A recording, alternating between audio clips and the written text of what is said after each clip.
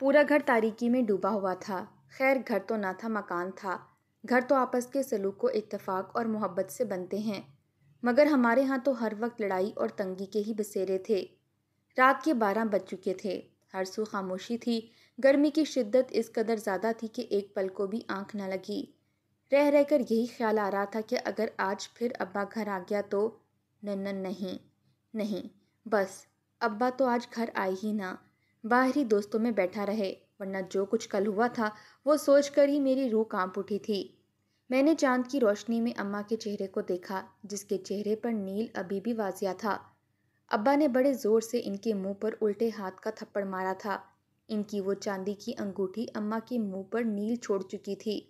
کل بھی یہی وقت تھا جب ابا گھر آیا، لڑکھڑاتا ہوا گرتا پڑتا، نہ جانے کیا کچھ بڑبڑاتا ہوا آیا اور سوئی ہوئی اماں کو ٹھوکر مار کر کہنے لگا، نصیبو اٹھ، مجھے گرما گرم پکوڑے اور چائے بنا کر دے۔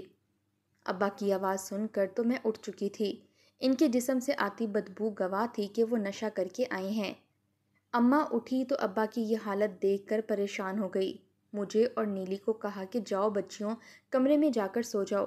ابا کی حالت دیکھ کر ہم سہم چکے تھے۔ میں نے نیلی کو ساتھ لیا اور کمرے میں چلی آئی۔ اماں کہنے لگیں کہ رات کے اس وقت میں کہاں سے بیسن اور دودھ لے کر آؤں، ابھی سو جاؤ، صبح بنا دوں گی۔ مگر ابا تو نشے میں تھا، فوراً بپھر کر اماں کو باتیں سنانے لگا اور پھر کہنے لگا، آج تک مجھے میری مرضی کا کچھ دیا بھی ہے تو نے؟ بیٹا مانگا وہ بھی نہ دے سکی، 2 بیٹیاں میرے سر ڈال دیں جن کی نہ شکل اچھی ہے اور نہ گن۔ ہم دونوں ایک دوسرے کا ہاتھ تھامے بیٹھیں۔ ابا کے الفاظ سن کر اندر ہی اندر ٹوٹ چکی تھیں۔ ابا نے غصے میں اماں کو الٹے ہاتھ سے تھپڑ مارا اور بولے کہ جا کر مجھے پکوڑے بنا کر دے، ورنہ تیری ٹانگیں توڑ دوں گا۔ گھر میں کچھ بھی سامان موجود نہ تھا۔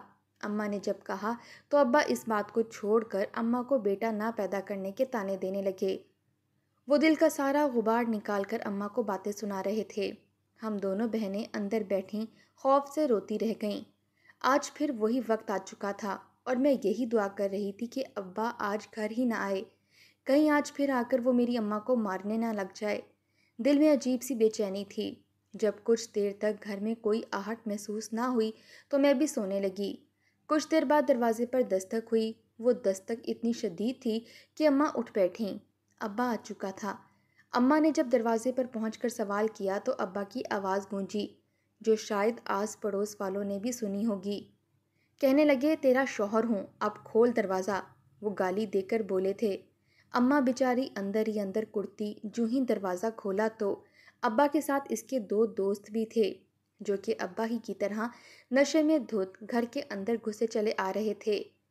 اماں نے تو فوراً اپنا چہرہ دوپٹے سے ڈھانپ لیا، جبکہ میں اور نیلی، جو کھلے صحن میں چارپائی بچھائے بغیر دوپٹہ کیے لیٹی تھیں، اٹھ کر بیٹھی تھیں۔ ان مردوں کو آتا دیکھ کر ہڑبڑاتے ہوئے فوراً خود کو دوپٹے میں لپیٹا اور نیلی کو میں ڈھانپتے ہوئے کمرے میں لے گئی۔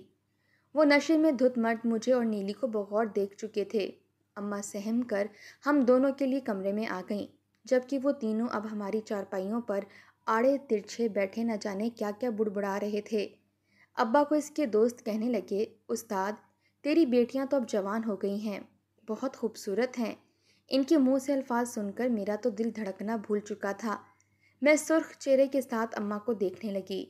اماں ضبط سے بیٹھی تھیں، تبھی ابا نیم بے ہوشی کی حالت میں بولا، چپ کر، بیٹیاں ہیں میری، عزت ہیں وہ، بھلے ہی مجھے زہر لگتی ہیں، مگر وہ میری۔ اتنا کہہ کر ابا نیند میں کھو چکا تھا۔ اماں نے دروازہ بند کیا اور رونے لگیں۔ دن بدن ابا تو مزید بگڑتا چلا جا رہا تھا۔ آج تو آوارہ دوستوں کو گھر تک لے آیا تھا۔ نشے کی حالت میں اگر کوئی اونچ نیچ ہو جاتی تو اماں نے اس ٹوٹے دروازے کو اچھی طرح بند کیا اور ہمیں بستر پر لٹا کر سنانے لگیں۔ وہ خود نہیں سوئی تھیں، یوں ہی ہمارے سرہانے بیٹھی پہرہ داری کرتی رہیں۔ رات کا نہ جانے کون سا پہر تھا جب اماں کی بھی آنکھ لگ گئی۔ ہم تینوں بے خبر نیند میں تھے جب کمرے کا دروازہ کھول کر ابا کا نشائی دوست اندر داخل ہوا اور پھر وہ چلتا ہوا نیلی تک آیا۔ وہ اسے للچائی نظروں سے دیکھتا ہوا اپنے ہاتھ اس کے چہرے پر پھیرنے لگا۔ نیلی کچھ کسمسائی اور ہاتھ جھٹکنے لگی، مگر تبھی میری آنکھ کھلی اور جو منظر دیکھا تو میرے ہوش اڑ گئے۔ میں نے دھکا دے کر اس شخص کو نیلی سے دور کیا۔ اماں بھی اٹھ چکی تھیں، جبکہ نیلی بکھلا کر پوچھنے لگی آخر ہوا کیا ہے۔ اماں شدید غصے میں آ چکی تھیں۔ اس نے پاس پڑا ڈنڈا جو رکھا ہی اس نے اسی لیے تھا، اس سے اس مرد کو مار کر ابا کو بلانے لگیں۔ شور سن کر ابا بھی ہڑبڑا کر اٹھ چکا تھا۔ اماں نے ابا کو سب کچھ بتایا تو ابا مزید مشتعل ہو گئے۔ انہوں نے دوستوں کو مار کر گھر سے باہر نکالا، مگر ساتھ ہی ڈنڈے سے اماں کو بھی پیٹنے لگے کہ آخر کیوں ان منحوسوں کو پیدا کیا، ان لڑکیوں کو میری عزت کیوں بنایا، وہ تو مرد ہے، بہک جائے گا، تو مجھے بیٹا پیدا کر کے دیتی تو آج یہ سب نہ ہو رہا ہوتا۔ اسی صدمے نے آج مجھے اس حال تک پہنچا دیا۔ دوسری شادی میں کر نہیں سکتا، کیونکہ کوئی عورت میری غربت اور جوان اولاد دیکھ کر منہ نہیں لگاتی۔ بیٹی کی خواہش نے مجھے نشائی بنا دیا، اور آج تیری یہ بیٹیاں میری عزت روندنے والی تھیں۔ ابا نے غصے میں ہر بات کا قصوروار اماں کو ٹھہرایا اور اماں کو بہت مارنے لگے۔ میں روتے ہوئے اماں کو بچانے لگی، ابا کو روکا مگر وہ نہ رکے۔ انہوں نے مجھے اور نیلی کو کمرے میں بند کر دیا اور اماں کو گھسیٹتے ہوئے دوسرے کمرے میں لے گئے۔ کچھ دیر بعد اماں کی آواز آنا بند ہو چکی تھی۔ میں روتی چیختی اماں کو آوازیں دیتی رہی، مگر وہ نہ بولیں۔ کچھ دیر بعد ابا کمرے سے باہر نکلے اور بڑبڑاتے ہوئے گھر سے نکل گئے۔ میں پوچھتی رہ گئی کہ اماں کو کیا ہوا، وہ کہاں ہیں، مگر انہوں نے کوئی جواب نہ دیا۔ آخر کار ہمت کر کے خود ہی کسی نہ کسی طرح دروازے کو کھولا، اور جب کمرے سے باہر نکل کر اماں کے کمرے میں گئی تو جو منظر دیکھا وہ دیکھ کر چیخیں نکل گئیں۔ میری ماں زمین پر اوندھے منہ گری ہوئی تھی، بالکل ساکت، بغیر کسی حرکت کے۔ میں زمین پر گرنے کے انداز میں بیٹھی اور انہیں اٹھانے لگی، مگر وہ نہ بولیں۔ ابا نے اماں کا گلا دبا کر اسے مار دیا تھا۔ میں سکتے کی کیفیت میں بیٹھی بس دیکھتی رہ گئی۔ میری بہن نیلی گرتی پڑتی دیواروں کو سہارا لے کر مجھ تک آئی اور ہانپتے ہوئے کہنے لگی، اماں کدھر ہے؟ اس کی آواز کیوں نہیں آ رہی؟ کیا وہ سو گئی ہے؟ میں اسے کیا جواب دیتی کہ ابا نے ماں کو ہمیشہ کے لیے سلا دیا ہے۔ میں پھوٹ پھوٹ کر روتی رہی۔ میری ماں مر چکی تھی۔ ابا اس روز گھر نہیں آیا تھا۔ محلے والوں نے ہی میری ماں کو دفنایا تھا۔ رات سر پر آ چکی تھی اور میں بہن کو سینے سے لگائے سکتے کی حالت میں بیٹھی تھی۔ رشتے کے نام پر میری ایک خالہ تھی جو دوسرے شہر رہتی تھیں۔ ہمارے گھر تو موبائل بھی نہ تھا اور نہ ہی کوئی نمبر یاد تھا جو خالہ کو اطلاع دیتے۔ اماں ہی تو ہمارا واحد سہارا تھیں، جو ہمیں چھوڑ کر اس دنیا سے چلی گئی تھیں۔ مارنے والا بھی کون تھا؟ ہمارا ہی سگا باپ۔ کیا اتنی بری تھیں ہم بیٹیاں، جو بیٹا نہ ملنے کی سزا میں وہ اماں کو مار چکے تھے؟ اب نہ جانے ہمارے ساتھ آگے کیا کیا ہونے والا تھا۔ مجھے خود سے زیادہ میری بہن نیلی کی فکر تھی۔ نہ جانے اس کا کیا ہوگا۔ ابا کو تو وہ ویسے بھی پسند نہیں تھی، وہ اس سے شدید نفرت کرتے تھے۔ یہ تو ہم بیٹیوں کا ہی ضبط ہوتا ہے کہ ان کے سامنے ان کے والدین بیٹے کو مانگتے رہتے ہیں۔ ہمارے ہاں بھی کچھ ایسا ہی تھا۔ اول تو بیٹی ہو ہی نہ، اگر ہو جائے تو کوئی نقص نہ ہو، ورنہ کل کو شادی ہونے میں دقت آ سکتی تھی۔ مگر خیر میرے ابا بیٹیوں سے جتنا دور بھاگتے تھے، خدا نے انہیں پھر بھی 2 بیٹیاں عطا کر دیں۔ میں بڑی تھی۔ میرے بعد ابا نے امی سے خواہش کی کہ اس بار تو بیٹا ہی ہونا چاہیے۔ مجھے بڑی چاہ ہے بیٹے کی، مگر دوسری بار جب اماں حاملہ ہوئیں تو وہ پھر ایک بیٹی کو جنم دینے والی تھیں۔ ابا کو پتہ چلا تو وہ شدید صدمے کی کیفیت میں چلا گیا۔ اس روز وہ اماں پر بہت دھاڑا تھا۔ وہ پہلی بار تھا جب ابا نے اماں پر ہاتھ اٹھایا تھا۔ اماں فرش پر گری تھی۔ ابا بولا، جا اور کل ہی جا کر اس بچے کو گرا کرا۔ مجھے دوسری لڑکی ہرگز نہیں چاہیے۔ اماں کی روح کانپ گئی تھی۔ یہ گناہ تھا، قتل تھا، مگر ابا کے آگے مجبور ہو کر وہ ہسپتال چلی گئیں۔ شام کو ابا واپس آیا اور اماں سے پوچھنے لگا تو اماں نے جھوٹ بول دیا کہ ہاں، میں بچہ ختم کروا آئی ہوں۔ اماں نے سر ہاں میں ہلا دیا۔ وہ بس بیٹے کے لیے جنونی حد تک جا چکے تھے۔ کچھ روز گزرے تو اماں کی طبیعت خراب رہنے لگی۔ ان کے وجود سے یہ ظاہر ہونے لگا کہ وہ حاملہ ہیں اور ان کے بطن میں ایک ننھی جان پل رہی ہے۔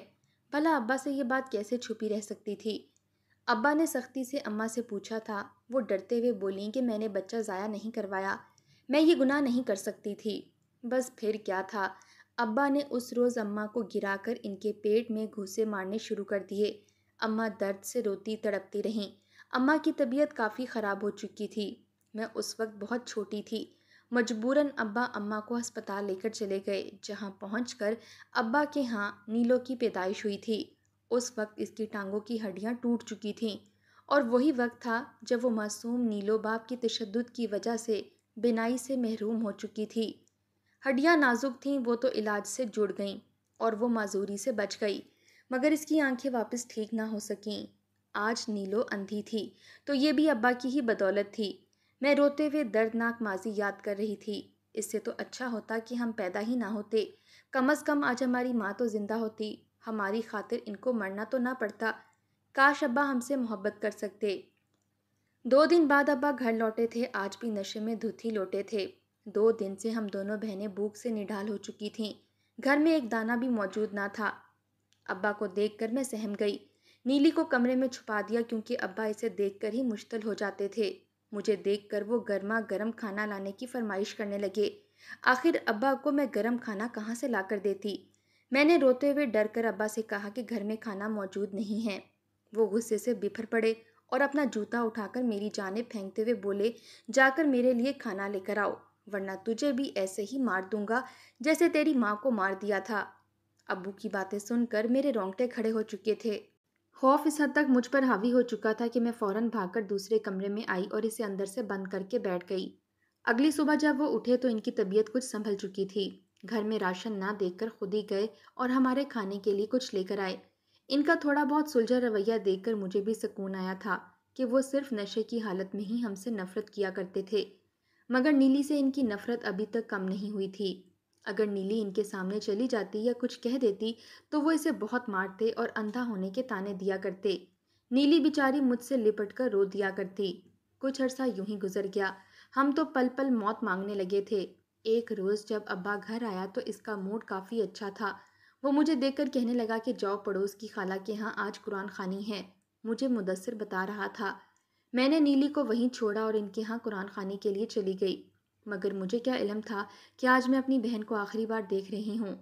2 سے 2.5 گھنٹے بعد جب میں واپس گھر آئی تو گھر کا نقشہ ہی بدلا ہوا تھا۔ سامنے میز پر کچھ مٹھائی کے ڈبے اور خالی کپ چائے کے پڑے تھے۔ میں نے جب ابا سے پوچھا کہ کیا میرے جانے کے بعد کوئی مہمان آئے تھے اور نیلی کہاں ہے، کیونکہ نیلی مجھے کہیں بھی نظر نہیں آ رہی تھی۔ ابو مسکرائے اور مسکرا کر کہنے لگے کہ میں نے نیلی کی شادی کر دی ہے، اب وہ تم سے کبھی نہیں مل سکے گی۔ ابا کے منہ سے جب میں نے یہ سنا تو میرے پیروں کے نیچے سے زمین نکل گئی۔ وہ کیسے نیلی کی شادی کر سکتے تھے؟ نیلی تو نابینا تھی۔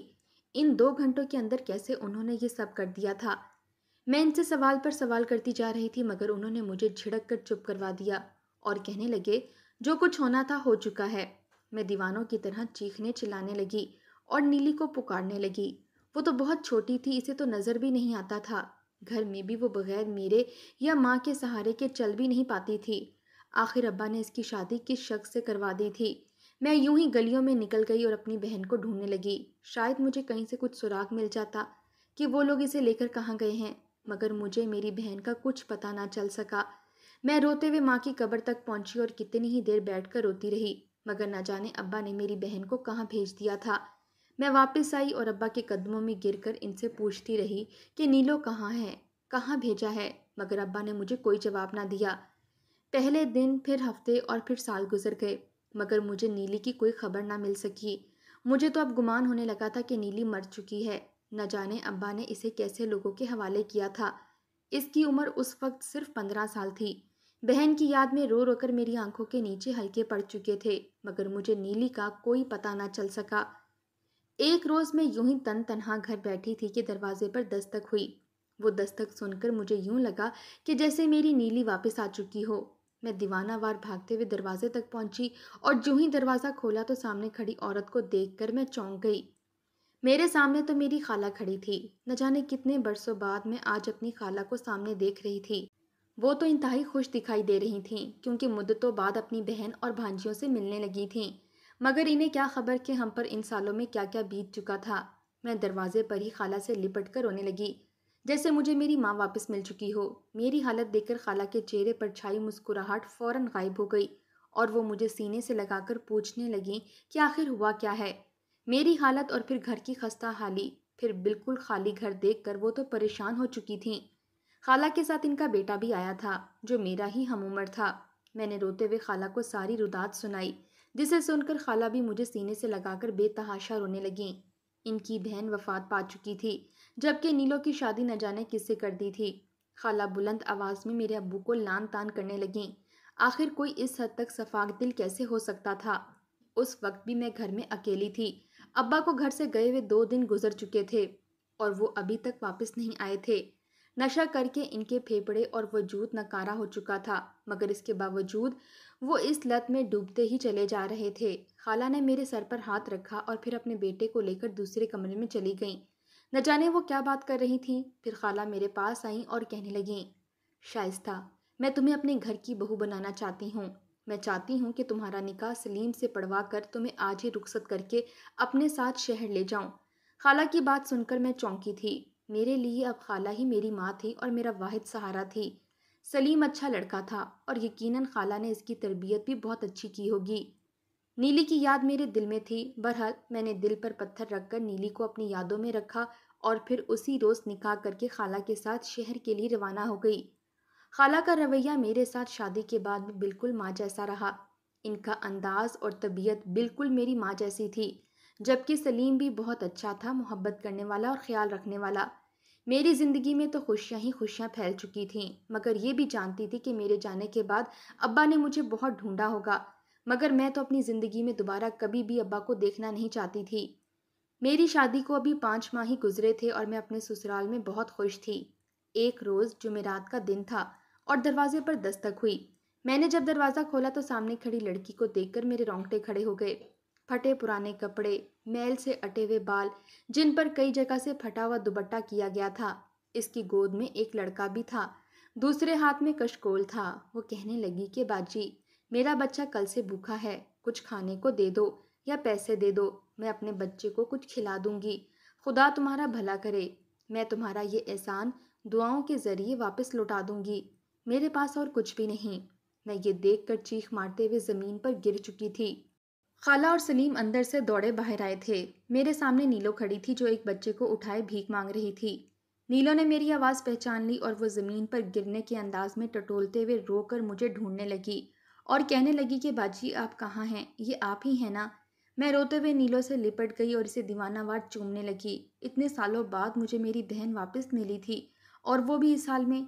खाला भी इसे देखकर तड़प उठी थी।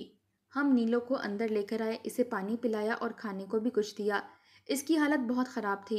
मैं सवालिया नज़रों से इस बच्चे को देखने लगी जो इसकी गोद में था। मैंने जब नीलो से पूछा तो रोते हुए बताने लगी कि उस रोज़ जब आप कुरान खाने के लिए गईं तो अब्बा घर में कुछ लोग ले आए। अब्बा ने मुझे उसके साथ निकाह पढ़ाए बगैर ही भेज दिया। मैं रोती चिल्लाती रही मगर वो मुझे बेहोश करके अपनी गाड़ी में डालकर न जाने कहाँ ले आया। मुझे तो ये भी नहीं मालूम था कि मैं इस वक्त किस जगह पर मौजूद हूँ। इसने मेरे साथ बगैर निकाह के ही ताल्लुक़ बनाया और मुझे अपनी नौकरानी समझकर हर काम करवाता रहा। मैं तो अंधी थी मगर इसे मुझ पर रहम ना आया। एक रोज़ मैं हामला हो गई। मुझे तो ये भी खबर ना थी कि मैं माँ बनने वाली हूँ। उस शख्स ने मुझे ऐसे ही घर में छोड़ दिया और ख़ुद कहीं भाग निकला और फिर मैं सड़कों पर गिरती पड़ती ठोकरें खाती अपना और अपने बच्चे का पेट पालने के लिए भीख मांगने लगी। अपनी बहन की दर्द भरी कहानी सुनकर मेरे आंसू रुक नहीं पा रहे थे। इसका बेटा नाजायज़ था मगर इसकी ही औलाद था। खाला ने नीलो को अपने घर में बिल्कुल अपनी बेटी की तरह रखा और इसकी औलाद को मैं और सलीम अपनी औलाद समझकर पालने लगे।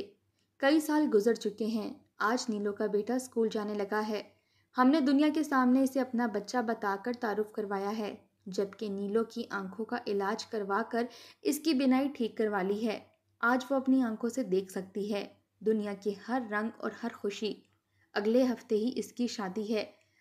हमारी दोबारा अब्बा से कोई मुलाकात नहीं हुई, मगर हाँ गांव से आने वाले कुछ लोगों से ये खबर ज़रूर मिली है कि मेरे अब्बा पागल हो चुके हैं और यूं ही भिखारियों की तरह सड़कों पर घूमते फिरते लोगों से पूछ रहे हैं कि किसी ने मेरी बीवी और 2 बच्चियों को देखा है। इनमें से एक बच्ची नाबीना भी थी।